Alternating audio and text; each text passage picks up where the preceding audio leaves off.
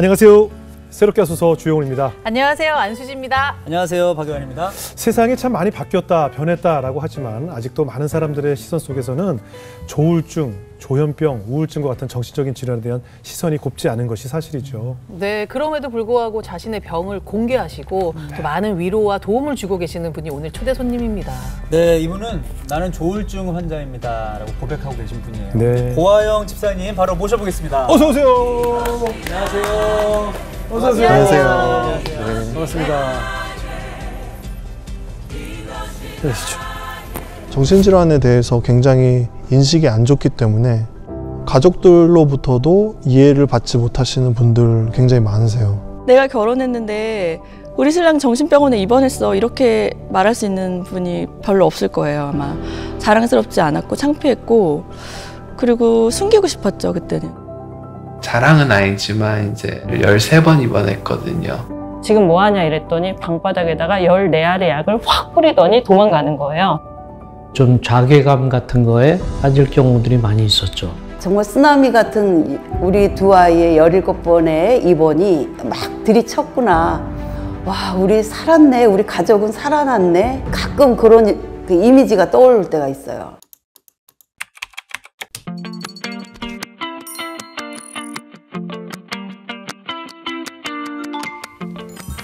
아버님 많이 닮으셨네요. 네, 그런 소리를 많이 그쵸? 듣는데 네. 네, 서로 기분 나빠합니다. 몇 년 전에 저희 프로그램에 출연하셨던 고직한 선교사님의 큰 아들이시고 이제 아들 둘이 네. 그때 선교사님께서 두 아들이 조울증으로 고생을 하고 있다라고 이제 간증을 해주셨는데 바로 그 주인공이에요. 네네네. 요즘 좀 건강은 어떠세요? 요즘 저는 조울증 관리한다는 표현을 쓰는데 네네. 이런 조울증은 당뇨나 아니면 고혈압 같이 좀 약을 먹으면서 관리를 해야 되는 병이에요. 그래서 자기 전에 한 2알 정도 약을 먹고 있고 그러면서 좀 스트레스에 취약한 병이다 보니까 그렇게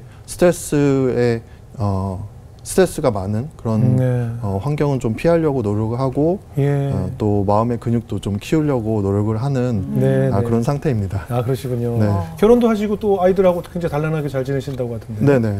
예, 결혼 언제 하셨어요? 결혼 13년 전쯤에 했고요. 그리고 딸 아들이 있는데 12살, 10살 그리고 7살. 좋다.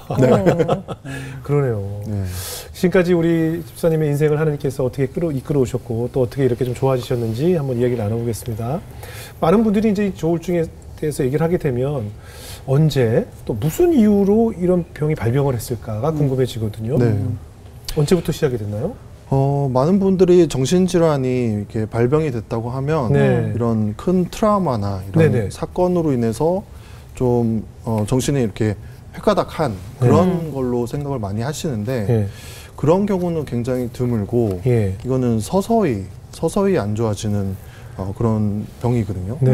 또 이런 거를 이제 그 병이 발병하기 전에 이렇게 전조기라고 있어요. 그래서 제가 보면은 아버지가 호주에서 신학을 하셨어요. 제가 2살 때 호주를 가게 됐는데 그때 아버지는 신학을 하시고 어머니는 유아교육을 또 공부를 하셨어요. 그래서 또 그 한국말 어렸으니까 이제 영어가 빨리 이렇게 습득이 되잖아요. 그래서 영어가 조금 편해지더라고요. 근데 6살 때 다시 한국으로 왔는데 영어를 쓴다고 동네 애들이 놀리더라고요. 지금은 그렇지 않겠지만 그래서 놀려서 그 영어의 문을 제가 이렇게 닫았어요.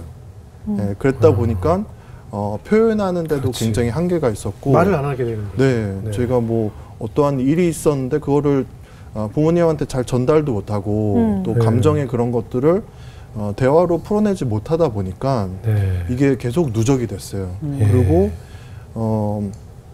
7살에 이제 생일이 빨라서 7살에 학교를 들어갔는데 가나다라도 모르고 한국말도 서툰데 또 그때는 또 한문을 가르치잖아요. 맞아. 한문 시험도 보고 이러면서 이렇게 초등학교 때부터 학업 스트레스를 좀 받았던 것 같아요. 그리고 제가 좀 성격이 굉장히 활달하고 사람들의 관심과 사랑을 많이 받았던 아이인데 점점 말수가 줄어들고 그리고 점점 이렇게 제 안에 갇히는 그런 시기가 있었고 그러다가 중학교 1학년 2학기가 됐는데 조금 이렇게 살아나더라고요. 뭔가 기분도 좋아지고 또 친구들하고 장난도 잘 치고 또 말도 좀 편하게 나오면서 그래서 저는 제 옛날 모습이 돌아왔구나, 제가 되찾았구나 이렇게 생각을 했거든요. 근데 중학교 2학년이 되니까 갑자기 이렇게 말이 안 나오고 그 우울감, 처음 겪어보는 그 우울감이 오더라고요. 그러다가 여름방학 때 이제 필리핀으로 가족이 여행을 갔는데 거기서 이렇게 이 병이 또 계절에 영향을 좀 미쳐요. 날씨 영향. 네네. 후덥지근하고 하니까 이게 굉장히 다운이 되더라고요. 그래서 너무 힘들어서 뭐 수영장에 가서 물속에서 막 소리를 지르고 너무 답답하니까 그런 게 있었어요. 그러다가 이제 한국에 돌아와서 또 진단을 받게 됐죠. 그 우울증, 조울증 진단을 받게 된 거예요? 조울증 진단을 받았는데 중2 때? 네, 중학교 2학년 때 2학기 때 진단을 받았고 그때 이제 저희 할머니하고 같이 살았고 또 할머니하고도 그때 필리핀 여행 같이 갔었는데 할머니가 저희 부모님에게 얘가 좀 정신적으로 문제가 있는 것 같다. 좀 병원에 가봐라 이렇게 말씀하셨어요. 그거를 알아챌 수 있었던 게 할머니의 여동생이 조현병이 있으셨어요. 저희가 저희 유튜브 방송을 하는데 그 방송에서 우울증 환자라는 표현을 좀 싫어하세요. 그래서 우울러 아니면 조울증 환우는 조울러 그리고 조현병 환우분들은 조현러 이런 식으로 애칭식으로 이렇게 말을 하는데 제가 그렇게 말을 하더라도 조금 이해를 해주시면 좋겠고 할머니의 여동생이 조현러셔서 좀 고생하시다가 또 자살로 목숨을 잃으셨어요. 그래서 저희 할머니에게 그런 아픔이 있으셨고 또 그런 거를 알아볼 수 있는 눈이 있으셨던 것 같아요. 지금 사실 뭐 방송 보시는 분들 중에도 이렇게 마음이 좀 어렵고 힘드신 분들이 계실 텐데 우리 집사님 당사자시니까 좀 이 조울러 분들의 좀 구체적인 증상 이런 게 어떤 건지 좀 궁금해요. 그래요. 그 많은 분들이 이제 짧은 시간 내에 감정의 변화가 큰 그런 사람을 보면 야, 너 조울증 아니야? 이런 식으로 말하잖아요. 근데 그런 케이스는 되게 적어요. 그래요? 굉장히 적고 보통 조울증을 양극성 장애라고도 하는데 제1형 양극성 장애가 있고 제2형 양극성 장애가 있어요. 제1형은 조증의 기간과 우울증의 기간이 거의 비슷해요. 그래서 저 같은 경우에는 6개월 동안 이제 조증 상태였고 6개월 동안 우울증 상태였어요. 그런데 제2형 양극성 장애는 우울이 조금 여러 번 반복이 되면서 조증까지는 아닌데 가벼운 조증, 경조증이 이렇게 한 번 와요. 그래서 제1형과 제2형 조울증이 조금 많이 다르고 그리고 어떤 증상들이 있냐면 조금 뭐 감정의 변화니까 기분 좋으면 좋은 거 아니야 이렇게 말씀을 하세요. 근데 그렇지 않고 에너지의 변화가 있는 거예요. 그러니까 잠을 안 자도 피곤하지가 않고 자려고 누웠는데 수많은 아이디어들이 떠오르고 몇 주 전에 이 새롭게 하소서에 출연하신 마약을 하는 친구의 어머니 나오셔서 이제 보상회로가 고장난 근데 비슷해요. 조증이 좀 비슷해요. 그래서 의사분들이 이게 마약을 한 건지 아니면 조증 상태인지 구분하는 것이 좀 어려울 만큼 비슷해요. 그렇고 제 생각에는 조증이 우리 사람이 또 뇌의 주인이 현실이 굉장히 어렵다 보니까 또 힘든 일이 많고 스트레스가 많고 하면은 그 뇌가 좀 보상 아니면 진통제로 그런 도파민을 분비시켜 주는 게 아닌가. 이거는 네. 저의 그냥 생각이고 개인적인 소견인데 그래서 그 조증 때 도파민이 많이 분비가 되죠. 그래서 식욕도 좀 줄고 생각이 많아지면서 생각이 빨라지고 또 생각이 빨라지니까 말도 빨라지고 그리고 참 대화가 잘 이루어지지가 않아요. 좀, 그래요? 이렇게 티키타카 같이 이렇게 오가는 게 돼야 되는데 조증 때는 혼자 말을 많이 하고 또 다른 사람이 이렇게 말을 할 때 말을 끊어 먹어요. 이렇게 자꾸. 그러면서 치고 들어가고 그러기도 하고 또 그래서 자신감도 막 생겨요. 조증일 때 사실 좋은 퍼포먼스들이 나기도 하거든요.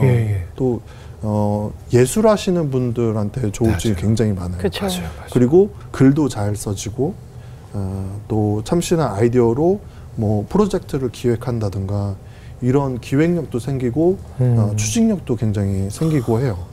그래서 이게 뭐 정신질환이다라고 하는데 조금은 그냥 뇌에 대해서 잘 알게 되면 이해할 수 있는 병이에요. 그러니까 정상일 때보다 훨씬 더한 에너지가 발휘되다가 또 반대로 전혀 극단적인 에너지가 사라지고 그러니까 평균이 없이 그냥 위에서 아래로 내려가다 보니 위에 있을 때는 많은 에너지가 필요한 일들의 능력이 과하게 분비가 되고 또 정반대가 되고 그런 거네요. 그럼 오해를 받을 수도 있겠네요. 이게 조증일 때 요즘 흔히들 뉴스에서 우리 턱하면 마약한 거 아니야? 약한 거 아니야? 뭐 이렇게 오해를 하잖아요. 그죠? 오해를 받을 수도 있겠어요. 저도 그런 경험이 있어요. 살던 지역에 그 한 기업의 빌딩이 있었는데 현수막을 걸어놓고 또 중형 버스에다가 스피커 달아놓고 시위를 하시는데 제가 그때 엄청 조증이었거든요. 그래서 조증 때는 또 좀 예민해요. 잠도 적게 자고 활동량은 많고 그러니까 더 예민하겠죠. 우리도 잠 못 자면 예민한데. 예민해서 제가 그 현수막을 막 부수고 지나가다가 그리고 이렇게 막 치면서 시끄럽다고 했나 봐요.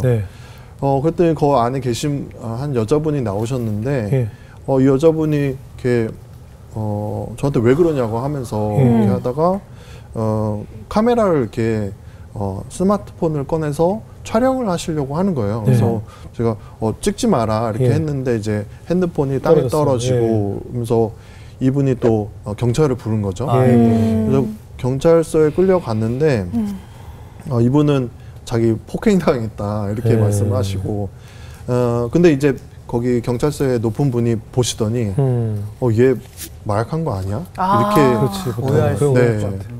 말씀을 하셨어요. 그래서 그만큼 좀 비슷해요. 이게 많이들 이렇게 교회 안에서 또 기독교 안에서 이 병을 조금은 영적으로 해석을 하시려는 분들이 굉장히 많으신데 뭐 마약을 해서 이상해지는 게 그게 물론 영적인 그런 공격이나 아니면 유혹들이 있기는 하겠죠. 하지만 그거는 약을 통해서 뇌에서 일어나는 일들이잖아요. 근데 조울증도 마찬가지거든요. 그래서 조금은 이 조울증에 대한 인식이나 아니면은 교육이나 정보가 좀 필요하겠다.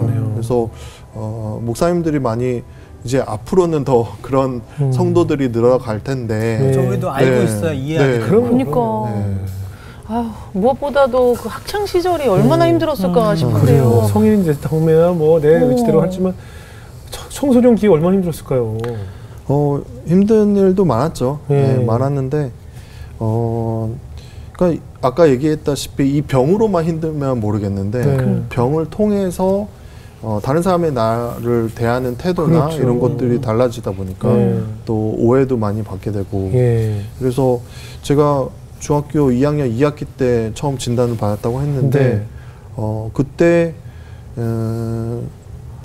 학교를 한 달 쉬었어요. 쉬면서 통원 치료를 받았어요. 그러다가 이제 주치의 선생님에게 저 학교에 다시 돌아가고 싶다.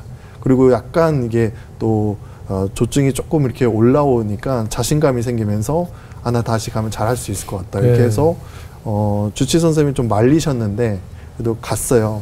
갔는데 저희 반 아이들은 굉장히 저를 반기고 막 좋아하고 이렇게 했죠. 근데 정교적으로 제 정신병원에 입원했다더라 이런 소문이 들어간 거예요. 힘들 것 같아. 네, 소문이 돌아서 주원구 씨가 쓰게 됐어요.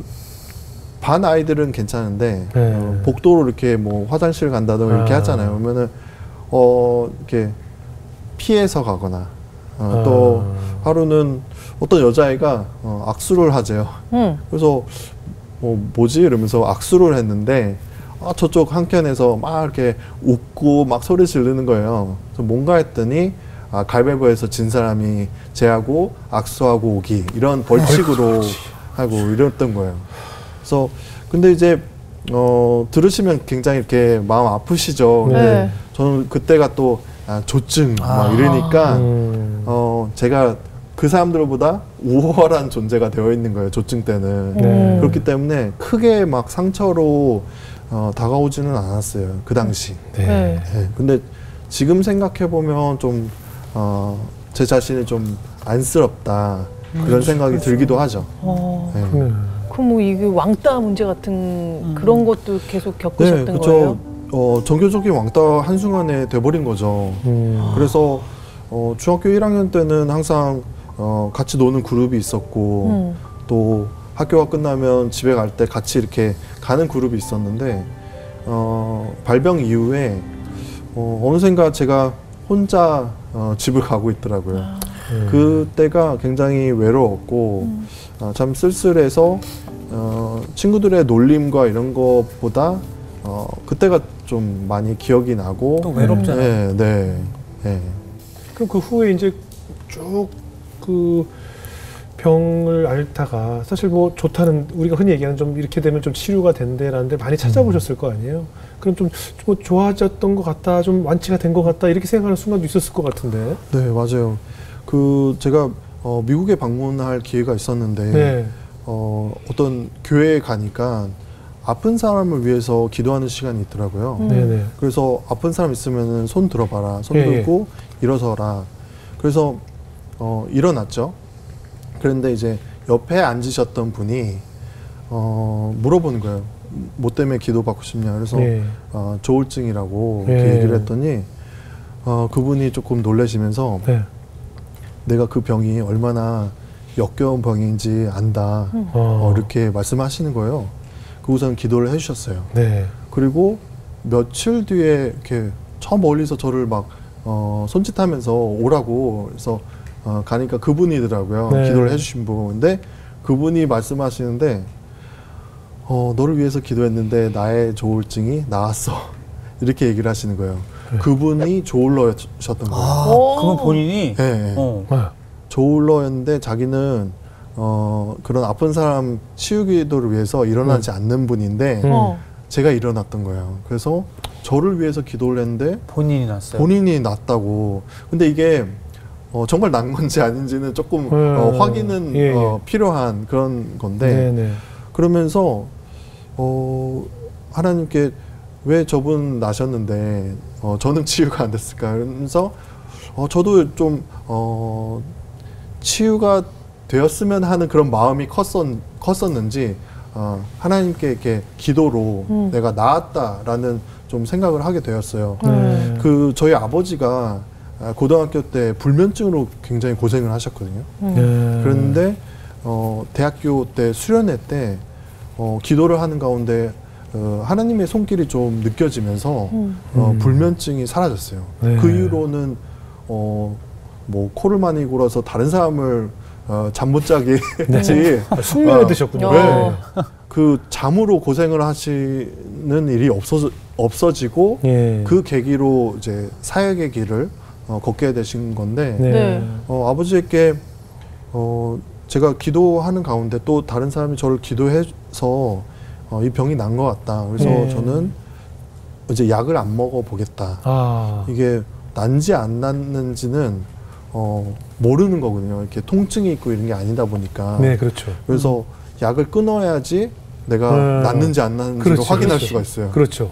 그래서 제가 약을 안 먹겠다 이렇게 말씀을 드렸더니 아버지가 되게 걱정을 하시면서 왜 여태까지 약 잘 먹고 또 약의 중요성에 대해서 깨닫고 이렇게 했는데 왜 그러냐. 그러면 저는 아버지도 하나님께 치유받아서 그렇게 사역의 길을 걸으셨는데 왜 저에게는 그런 일이 있어서면 안 되는 그런 일이냐 이렇게 반문하면서 좀 지냈죠.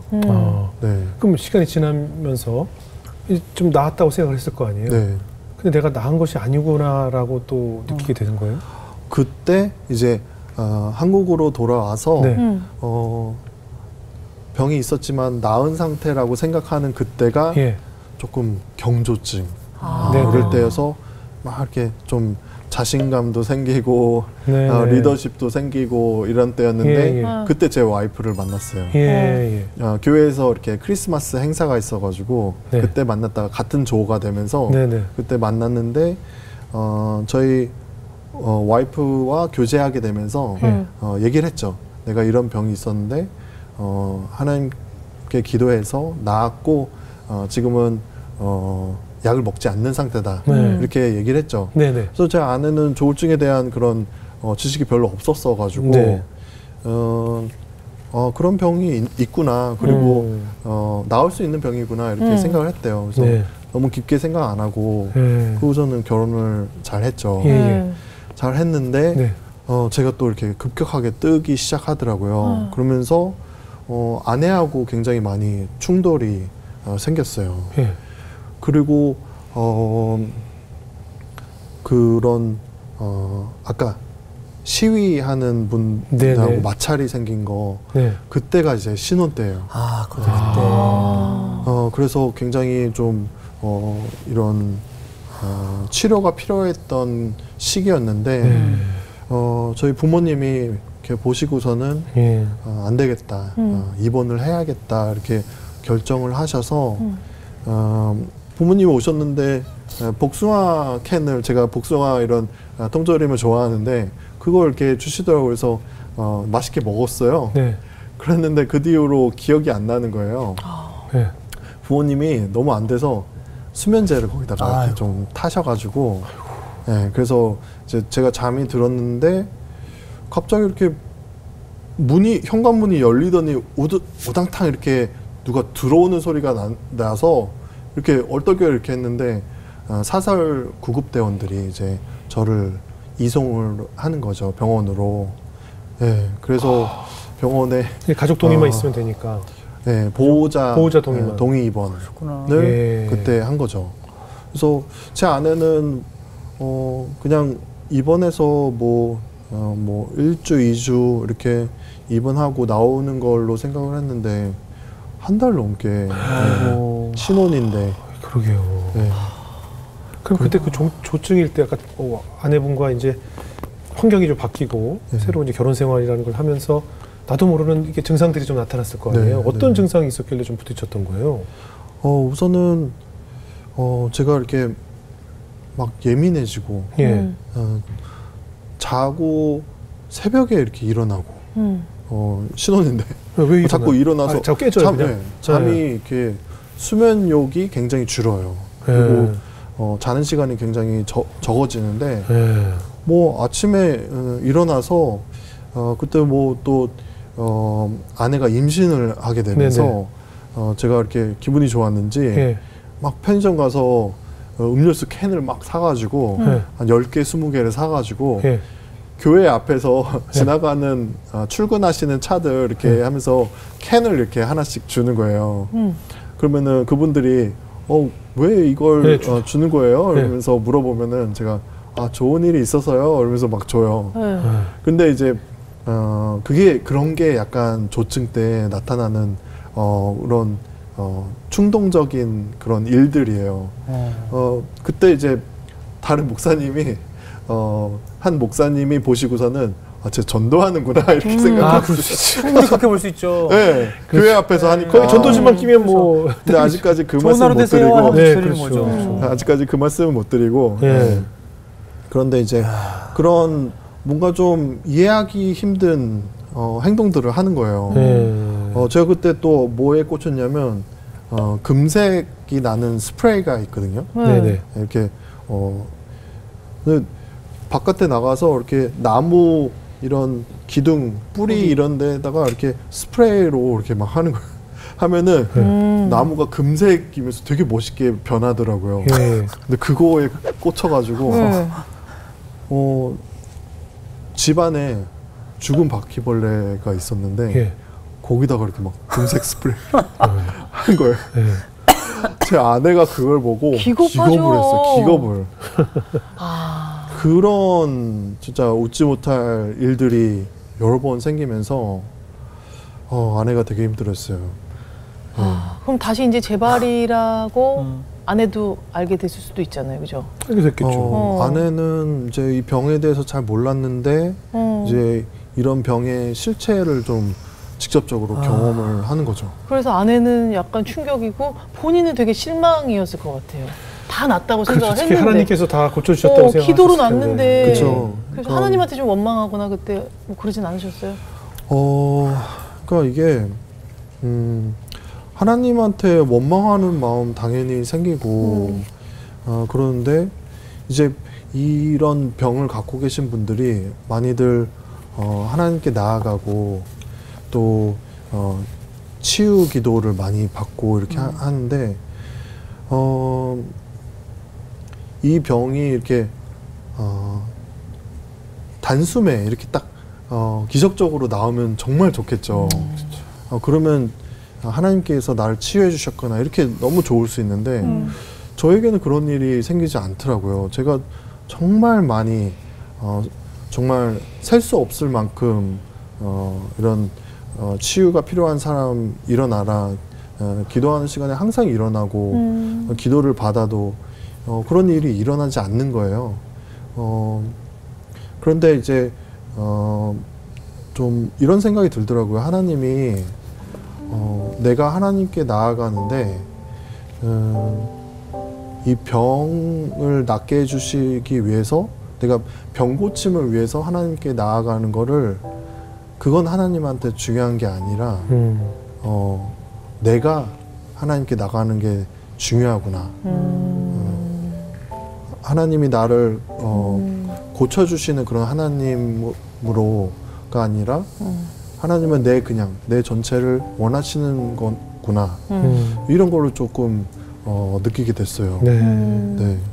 제가 아프고 또 거의 제가 발병하고 10년 이후에 제 동생이 또 발병을 해요. 동생도. 네. 우선 호주에서 좀 많이 스트레스를 받았던 것 같고 또 친구가 드럼을 이렇게 치는 친구인데 1년 동안 드럼 스승님이 계시는 이렇게 곳에 합숙을 하면서 드럼을 치는 그런 곳이 있었어요. 거기서 1년 동안 하루에 20시간을 연습을 했다. 드럼 연습을요? 네. 그걸 그렇게 하면서 체력적으로도 고갈이 되고 멘탈적으로도 굉장히 안 좋게 되면서 하루 20시간이면은 어떤 사람이라도 아플 것 같아요. 그리고 어떤 일도 20시간을 하면 그래, 잠도 20시간 매일 자는 잠이 굉장히 중요한데 그리고 이 타악기 소리를 계속 귀에 듣게 되면 마음이 편안할 수가 없어요. 그랬다가 이제 한 수련회가 있었거든요. 저희 아버지가 또 주관하시는 그런 수련회 1000명 넘게 모이는 그런 청년 수련회가 있었는데 그 수련회 끝나고 나서 집에 돌아왔는데 대화하는데 살짝 이상한 거예요. 우리 집에 좋은 일만 생길 거고 앞으로 걱정할 게 하나도 없다. 그래서 너무 지나치게 낙관적으로 얘기를 하는데 제가 좀 느낀 게 딱 알잖아요. 느낌이. 저는 이제 그런 경험을 해봤기 때문에 그런 증상이 나오는 거를 금방 캐치를 하거든요. 그래서 동생이 그런 거 같아서 부모님한테 말씀을 드렸는데 부모님이 은혜 받아서 그런 거다 이렇게 말씀하시더라고요. 그랬는데 이제 바로 또 이렇게 안 좋은 모습을 보여서 네, 동생도 이제 치료의 길을 걷게 됐죠. 그래서 성경 말씀을 통해서 하나님이 또 응답을 해주시는 말씀은 어떤 말씀이 있었어요? 제가 한 성경 모임이 있다고 해서 갔는데 거기에 목사님이 이렇게 짧은 설교를 하셨어요. 네. 굉장히 짧은 설교였는데 에스겔에 그 마른 뼈가 살아나 군대가 되는, 그런데 그 담임 목사님께서 주셨던 메시지는 그 마른 뼈에 생기를 대어나라, 이런 메시지였어요. 그래서 그런 기도를 많이 하다가 나에게 있어서 마른 뼈와 같은 영역은 무엇일까 생각을 하다가 정말 정신질환으로 고생을 하고 또 그 어려움으로 인해서 정말 메말라 가듯이 죽어가는 그런 영혼들이 생각이 나면서 그 영혼들을 위해서 뭔가를 해야겠다. 그렇게 저희 부부가 같이 기도를 하기 시작했고, 그러면서 그때 이제 아이가 생겼는데 그게 이제 다음 해에 태어난 저희 막내 아들이 태어나게 됐죠. 네. 그래서 그 막내가 태어나면서 부모님에게 SOS 신호를 좀 보냈는데 육아의 도움을 좀 얻고 싶어서 학과할 수 있겠냐 이렇게 여쭤봐서 좀 학과하게 되었고, 그때 이제 부모님하고 많은 대화를 하면서 지금의 그 좋은의 마음 약국이라고 하는 유튜브 채널이 시작이 됩니다. 그때 탄생을 했군요. 저희 그 마음에 제가 듣는데도 우리 하나님이 좀 이렇게 딱 좀 고쳐주셨으면 좋겠는데 아까도 이렇게 완치된 것 같다는 그냥 마음이 아니라 진짜 완치시켜주시면 좋겠는데 그런 좀 마음의 낙심 같은 건 없으셨어요? 어떠셨어요? 저 낙심이 되는데 제가 이쪽으로 이렇게 일을 하고 또 컨텐츠를 만들고 또 그런 사람들을 직접 만나서 상담이나 다른 도움을 줄 때 만약에 제가 다 나았다면 그들에게 이렇게 파워풀하게 다가갈 수는 없을 것 같아요. 그리고 그들이 느끼기에도 너는 뭐 기도해서 하나님께서 낫게 해주셨잖아. 나는 아직도 아파. 이렇게 될 텐데 나도 지금 약 먹는다. 나도 증상 관리를 하고 있고 또 내가 어느 정도의 그런 회복에 여정을 갖는 데에는 이러한 노하우가 있다 하면서 너도 만약에 나처럼 좀 안정기를 보내기 원하면 이렇게 하면 된다. 이렇게 코치를 할 수 있게 된 거예요. 그래서 그런 저의 그런 아픔이 또 그들을 돕는 데에는 정말 좋은 도구로 사용되고 있어서 지금은 뭐 그렇게 하나님께서 이렇게 치유해 주시지 않았고 그런 거에 대한 쓴마음이나 이런 건 없어요. 네. 그래서 지금 이제 유튜브 아까 채널 말씀하신 조은의 마음 약국. 그 조가 이제 조울증을 얘기하는 거죠. 조증의 조와 우울증의 우를 앞글자를 따서 이름이 조의 마음 약국. 뭔가 치유받을 수 있는 곳이고 동생과 함께 지금 채널을 운영하시고. 저희 사실 이 자리에 나와서 좀 주영은 MC님께 좀 감사하다고 이렇게 말씀을 드리고 싶었어요. 왜요? 3년 전에 저희 아버지께서 출연하셨을 때 그때 마무리 멘트 하시면서 제가 뭐라고 했어요? 조은의 마음 약국 구독도 많이 해주시고 이런 말씀을 하셨는데 그때 저희 아버지 그 조회수가 30만이 좀 넘게 나왔는데 1%가 구독자로 붙더라고요. 더 늘었어요? 네, 그래서 그때 3,000명의 구독자분들이 늘었어요. 그러면서 처음으로 이렇게 구독자 10,000명을 돌파할 수 있었던. 그래서 오늘 한 번 더 해주시면 더 늘 것 같은데. 한 번 더 해주세요. 지금 얘기를 다 하고 있잖아요. 자연스럽게 하고 있잖아요. 사실은 전 이런 거예요. 조은의 마음 약국 같은 채널의 목표는 이 채널이 사라지는 게 목표잖아요. 그렇죠. 채널이 문을 닫는 게 목표인 거예요. 아무도 보지 않아도 되는 것이 목표지만 이제 그럴 리가 좀 난무하고 누구나 우리 감기처럼 누구나 아픈 거기 때문에 마음 약국이라는 단어가 참 예쁜 것 같아요. 사실 저는 이 정신과라는 말을 되게 싫어해요. 제가 늘 여러 번 강조하는데 이름 바꿔야 되는 대표적인 게 정신과하고 산부인과예요. 왜 부인들만 산부인과 가냐고. 결혼 안 하는 사람들도 가잖아요. 근데 뭐 여성 전문과, 뭐 여성과 뭐 이런 게 있으면 좋겠는데 산부인과라고 하니까 결혼 안 한 여성들이 그 문턱이 드날락날락 하기가 제 산부인과 다녀 이러기가 싫고 정신과라는 단어가 너무 싫잖아요. 그죠? 뭐 마음, 뭐 심리학, 뭐 마음치료학과 뭐 이런 여러 가지가 있는데 저는 항상 그렇게 얘기했기 때문에 마음 약국이 참 좋더라고요. 예. 그리고 또 여기 집 좀 소개하자면 참 또 있을까 싶은데 겹사돈이잖아요. 맞아. 네? 겹사돈. 네, 그때 그러니까 여기 형제가 거기 자매 둘하고 결혼한 거 아니에요? 지그재그로. 네. 아버지께서 출연하셨을 때 그때 계속 힘든 얘기 나오다가 두 아들의 그 결혼 겹사돈 그때 계셨잖아요. 그때 뭐 분위기가 완전 막 환호성을 치시면서 그럼 형제끼리 앉아서 야 저 집안 딸들은 저 집안 그럼 저쪽 자매들끼리 야 저 집안 딸들 서로 그런 거예요?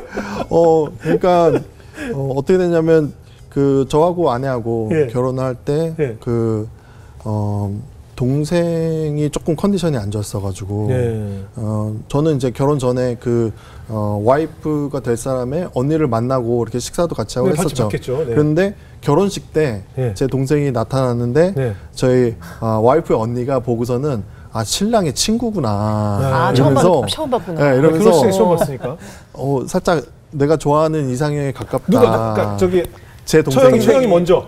동생이 먼저? 누가 먼저요? 그러니까 처형이 먼저. 처형이면 제 와이프의 언니가 이게 방송에서 말해도 되는지 모르겠는데 처형이 먼저 감정이 있었던 건 아니고 그냥 좀 괜찮다. 그러니까 호감. 괜찮다 이렇게 생각을 했던 거고. 그런데 이제 결혼을 하고 저희 아버지가 또 이 처형이 믿지 않는 사돈 이 친구가 믿지 않아서 제자 훈련을 또 아버지가 처형을 제자 훈련을 해줬어요. 제 동생하고 그 처형하고 같이 와이프의 언니하고 같이 이렇게 앉아서 소그룹에서 제자 훈련을 또 원래 사랑의 교회가 제자 훈련을 열심히 하거든요. 제자 훈련을 하고 뭐 전도도 하고 저희 아버지가 그러니까 이제 사돈 쪽이니까 이제 할 수 있죠. 그래서 뭐 이게 뭐 진짜 예수님을 믿게 돼서 이렇게 그 뭐 제자 훈련이 아니라 부부 훈련이네요.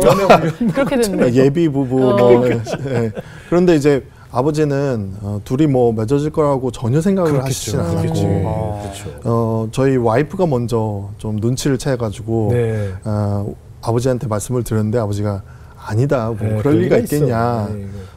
그래서 이제 그 와이프의 언니를 불러서 좀 물어봤죠. 그랬더니 맞다고 이렇게 말씀을 해주시고 맞다고 그렇게 이야기를 해서 저희 아버지가 좀 당황을 하셔서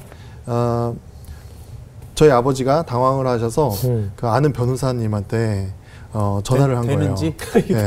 이런 거 괜찮냐고. 그랬더니 그 변호사님이 도대체 어느 시대에 사는 분이냐고. 당연히 되지. 사실 내가 그 선교사님의 두 아들의 결혼을 위해서 굉장히 기도를 했다. 그렇게 말씀을 해주셨고 사실 이제 세상적인 눈으로 봤을 때는 좀 온전치 못한 두 아들일 수 있는데 그 결혼을 이렇게 두 자매와 이렇게 붙여주시면서 더 하나님이 탄탄하게 단단하게 이렇게 묶어주신 게 아닌가. 아무튼 뭐 참 하나님이 좋은 가정을 좀 연결해 주셔서 얼마나 감사해요. 또 들어도 흥미롭네요. 그래서 제 와이프만 그 가정에서 믿는 그런 크리스찬이어서 좀 핍박도 받고 했는데 저희 와이프가 이렇게 고맙다고 복음의 가정과 이렇게 만나서 언니도 믿게 되고 또 엄마도 믿게 되고 이렇게 됐다고 하면서 고마워하죠. 이제 앞으로 그 우리가 마음의 병을 갖고 있는 분들을 바라보는 시선이 좀 사실 많이 변해야 할 텐데요. 어떻게 좀 원하세요? 세상이 어떻게 좀 바라보길 바라세요? 우선 이 병에 대해서 좀 잘 알게 되면 또 교육이 이루어지면 이 병을 잘 이해하게 되고 또 이게 뭐 교회 안에서 봤을 때 뭐 귀신 들림이나 아니면 그런 영적인 공격이나 아니면 신앙이 좋지 못해서 받게 되는 그런 하나님의 저주로 이렇게 생각을 많이 하시는데 그렇지 않고 다른 병과 같은 뭔가 다른 병과 크게 다를 게 아닌 그런 병으로 좀 생각을 해주시면 관리가 필요해. 좋겠다는 생각이 들고 또 이런 병이 있다고 하면은 성도님들이 이렇게 좋은 마음으로 내가 기도하고 같이 기도해서 이거 기도로 돌파해 보자. 하나님께서 분명히 치유해 주시고 또 뭐 불면증이 있으면 하나님이 사랑하시는 자에게 잠을 주신다고 하는데 분명히 낫게 해주실 거야. 이렇게 하면서 약을 잘 먹는데도 그 약을 어떻게 그 약을 끊게 만들고 싶어서 그렇게 노력을 하세요. 근데 미국이나 이렇게 해외에서 약을 잘 먹는데 약을 끊도록 이렇게 하면 그거 나중에 법적으로 이렇게 처벌받아요? 처벌받을 수 있는 소송할 수도 있는 네네. 그런 문제거든요. 근데 좋은 마음으로 하시는 거긴 한데 조금 이 영역이 그래도 전문가의 그런 도움을 받아야 하는 영역이라는 그런 인식이 좀 생기면 좋을 것 같아요. 네. 저는 오히려 이렇게 발병이 돼서 치료 과정을 받는 분들은 저는 오히려 다행이라고 생각을 해요. 약물도 치료하고. 본인이 분명히 질병에 걸린지를 남은 다 아는데 본인만 모르는 사람이 저는 훨씬 더 많은 것 같아요. 아무런 치료도 받지 않고 치료받으려는 노력도 하지 않고 나는 정상인 줄 알고 특히 교회에 엄청 많거든요. 진짜 엄청 많습니다. 그리고 저는 이제 시사 프로를 많이 보다 보면 내용 중에 절반 이상은 본인이 아픈 줄 모르면서 많은 이웃들과 주변 사람들을 힘들게 하는 사람들이 이 사회에 너무 많잖아요. 그러니까 말씀하신 것처럼 우리가 너무나 빠른 경제 성장을 향해서 앞만 보고 뛰라고 뒤도 돌아보지 말고 뛰고 왜 뛰냐고 묻지도 말고 뛰라고 해서 여기까지 달려오다 보니 자꾸 우리가 마음의 병을 앓게 되는 낙오자들이 생긴 것이 아닌가 하는 생각이 드는데 저는 제가 말씀드린 것처럼 정신과의 문이 낮아졌으면 좋겠고 누가 마음이 아프다고 했을 때 더 이상 손가락질을 하거나 저 집에 누가 정신이 아프대 마음이 아프대 이게 아니라 우리가 감기나 쉽게 걸리는 질병처럼 이제 취급을 해야 한다. 왜? 한 집 건너 우울증이고 한 집 건너 공황장애고 뭐 연예인들 나오면 다 얘기 중에 절반 이상 공황장애. 그렇다면 이제 누구에게나 일어나고 있는 일이지 더 이상 쉬쉬하고 숨기고 특정한 사람들에게만 생기는 이상한 질병이 아니기 때문에 전 이것을 병원과 더불어서 이건 교회에서 해결해야 한다. 왜? 신앙으로 하나님의 능력으로 밖에 치유가 안 되기 때문에 어떤 상처를 치유하거나 어떤 암적인 걸 떼내는 이 칼을 통한 수술이 아닌 마음의 치료의 영역이기 때문에 이것은 복음밖에 없지 않는가. 그래서 의학이 만든 약물과 하나님의 말씀이 융합이 돼서 계속 치료를 받으면서 저는 완쾌는 없을 거라고 생각이 들어요. 우리 죽는 그 순간까지 치료. 우리 감기를 계속 걸리면서 또 약 먹고 낫다. 또 걸렸듯이 그냥 쭉 이 질병과 같이 가는 것이 이제 현대사회가 되지 않을까 하는 생각에서 교회가 또 우리 신앙인들이 함께 기도하고 함께 울어줘야 되지 않을까 하는 생각이 들었습니다. 앞으로 중요한 직책을 맡으셨으니까 그를 위해서 더욱더 힘써 주십시오. 예, 대단히 감사합니다. 네, 감사합니다. 감사합니다.